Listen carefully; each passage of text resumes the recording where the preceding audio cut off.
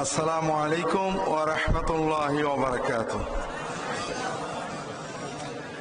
إن الحمد لله نحمده ونستعينه ونستغفره ونعوذ بالله من شرور أنفسنا ومن سيئات أعمالنا من يهد الله فلا مضل له ومن يضلله فلا هادي له وأشهد أن لا إله إلا الله وحده لا شريك له وأشهد أن محمدا عبده ورسوله صلى الله عليه وعلى آله وأصحابه وبارك وسلم.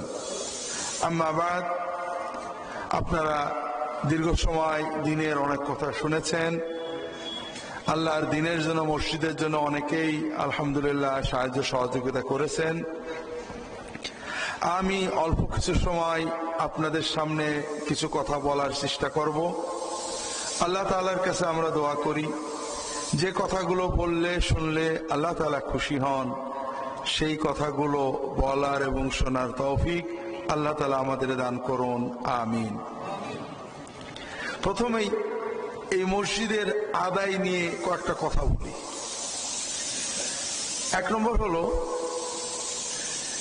যে আল্লাহ মানুষের তবিয়ত দিয়েছেন, হাদিস শরীফে আসছে যে মানুষের মনের চারিদিকে একটা বাঁধন থাকে, এই বাঁধনটাকে এরকম করে আটকে রাখে। যখন সে দান করার সিদ্ধান্ত নেয়, দান করে, বাঁধনটা কাটে, কাটতে কাটতে সে স্বাধীন হয়। আর যখন দান করে না, ওই বাঁধন পরা অবস্থায় সে থাকে।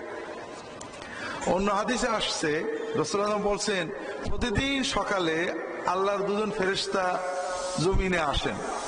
একজন বলেন আল্লাহ যে দান করে তার তুমি যেটুক দান করলো আরো বেশি তুমি দিয়ে দাও।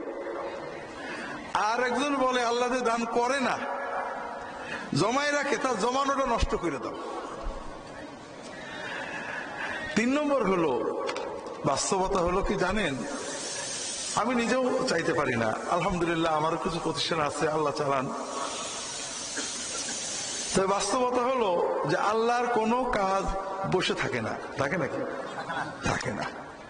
নৌকা যাবেই, আপনি নৌকায় চড়লেন কিনা এটা হলো কথা। আপনি একসময় চলে যাবেন, মসজিদের জায়গায় মসজিদ থাকবে। আপনি বেঁচে থাকতে মসজিদে নামটা লেখানোর চান্স পেয়েছেন কিনা এটা বিষয়। মসজিদ কিন্তু হয়েই যাবে, নাকি বলেন? দেখছেন বাংলাদেশে কোন মসজিদ পড়ে আছে 10-20 বছর বয়স হয়েছে, হয়নি এমন আছে নাকি? আসলে দেখছেন কোথাও? না। কিন্তু আপনি, দুনিয়ার খাতা বড় নয়, আল্লাহর খাতায় নামটা আপনার লেখা হয়েছে কিনা যে এই মসজিদে আপনার টাকা আছে, এই সুযোগ আপনি নিতে পেরেছেন কিনা, এই সৌভাগ্য আপনি অর্জন করতে পেরেছেন কিনা, এটাই হলো বিষয়। নৌকা চলে যাবে, আমি অনেক মানুষ জানি ক্ষমতা যখন ছিল কিচ্ছু করেনি, ক্ষমতা চলে গেছে খালি আফসোস করে। অনেক মানুষ জানি টাকা যখন ছিল ভালো কাজ করেনি, টাকা এখন নেই কত চিন্তা করে। তৃতীয় বিষয় হলো আসলে আল্লাহকে দিলে আল্লাহ দেন। আমরা অবশ্য বিশ্বাস করতে পারি না। আমি নিজে বেশ কয়েকজন মানুষের জীবনে দেখেছি যে ওই মানুষটার অভাব ছিল, ছেলে পেলে মানুষ হচ্ছিল না, সমস্যা ছিল, 10 শতক জমি মসজিদে দিয়ে দিয়েছে। এই জমি দেওয়ার আগের অবস্থা আর পরের অবস্থা আকাশ পাতাল পার্থক্য।